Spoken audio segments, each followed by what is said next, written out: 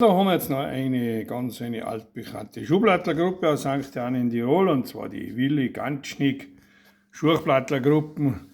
Ja, der Ganschnick Willi war ja in die 50er Jahre sehr, sehr bekannt als Skispringer, und darum gibt es auch in St. Jan, oder hat es gegeben, die Willi Ganschnick Schanze.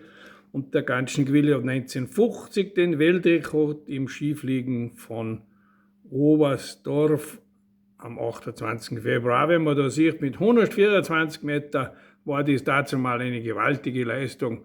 Und jetzt losen wir ihn zu, den Willi Ganschnick Schurchblattlergruppen, und zwar die Tiroler Holzacker. Auf geht's, Burm!